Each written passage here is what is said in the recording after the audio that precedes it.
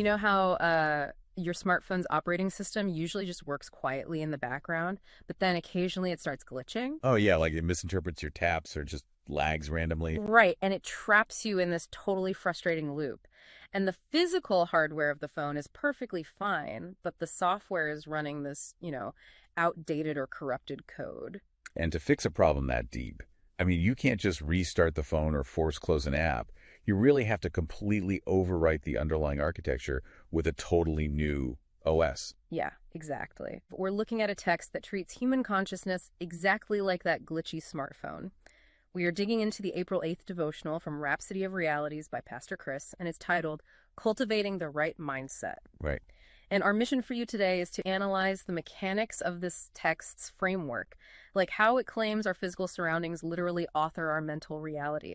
So how exactly does this text suggest we rewrite our internal code to fix these everyday bugs? Well, before we change the code, we really need to define what the code is actually doing. The text grounds its whole argument in a very specific definition of a mindset. It calls it a fixed mental attitude or disposition. A fixed attitude. Okay. Yeah, it argues this isn't just, a fleeting mood. It's an internal filter that predetermines your responses and interpretations to literally any given situation. Wow, so it's running the show in the background. Exactly. In its view, the life challenges people face aren't usually external bad luck.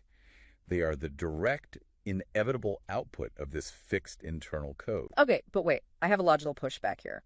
If the text specifically defines this disposition as fixed, I mean, I'm bumping into a wall, trying to change something that is inherently fixed feels like a complete paradox. Right, it totally sounds like one. How do you even intervene in a system that is locked by its own definition? Well, it's a paradox if you view the mind as a single static object.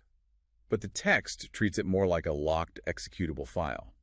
The mindset is fixed in its execution, meaning it will automatically run the same routine every time a stimulus hits, but its authoring can actually be hijacked. Oh, interesting. So the code can be rewritten. Yeah, the text introduces this concept of human programming.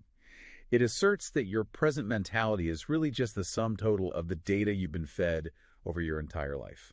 Like what exactly? Well, like what you see, what you hear, and the people you interact with daily. So instead of like a passive sponge just sitting in dirty water, the mind acts more like a machine learning algorithm. It's blindly training itself on the data set of your daily environment. That's a really great way to put it. But if we are just absorbing our environment, how does the text suggest we wring out the dirty water, so to speak, of those worldly influences? Because if you feed it a constant stream of negativity, sickness, poverty, or defeat, like the text mentions, the algorithm will inevitably optimize for those exact outcomes. And that is the exact mechanical danger the text is warning against. If your environment is saturated with those elements, your mindset just synthesizes that data and hardwires it into your reality. Mm-hmm. You don't consciously choose to be defeated. Right. Your internal algorithm just runs the math on the data it was given. Exactly. That raises the obvious question, though. How does the text suggest we purge this corrupted training data? Because we can't just, hit a delete button on our own algorithm. No, we can't. So the text provides a structural blueprint based on the biblical passage, Romans 12, verses 1 and 2.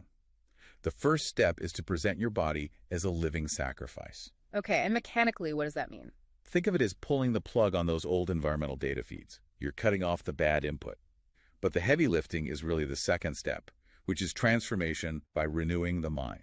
Renewing the mind. Yeah, the text argues you have to systematically overwrite the old programming by exchanging your thoughts for God's thoughts, and you do this through constant, active study of the Word. So it's basically a brute force data replacement. You're flooding the system with a higher priority code, so the old algorithm just gets overwritten block by block. Precisely.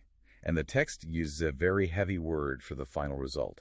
It calls it a metamorphosis. Metamorphosis, like a caterpillar turning into a butterfly. Exactly like that. It's claiming this isn't just a patch or a minor software update. It's a fundamental restructuring of your entire state and estate. So does the text imply this change makes our old thoughts feel completely incompatible with our new selves? Yes, the mechanism is so complete that the text claims you'll experience a sudden software incompatibility. Wait, really? How so? Well, you'll instinctively try to use an old expression of anger or defeat, and suddenly you'll realize it simply doesn't run on your new operating system. Oh, wow. Yeah, it no longer aligns with your core architecture, which is what ultimately frees you to execute God's perfect will. That makes a lot of sense. So the major takeaway for you listening is to aggressively audit the data you're feeding your algorithm. Every conversation you entertain, every room you sit in, is writing active code into your operating system right now. It completely dismantles the illusion that we're neutral observers. We're literally always being programmed by something. Which leaves you with this to ponder today. If your present mentality is strictly the result of the programming you accepted over past years, what passive information are you allowing into your environment today that will predetermine your reality tomorrow? Especially in an era where personalized digital algorithms actively curate our feeds.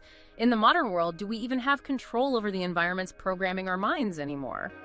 We trust you were blessed by this episode. To gain unlimited access to Rhapsody of Realities by Pastor Chris, please download the Rhapsody app using the link myapp.rhapsodyofrealities.org. God bless you.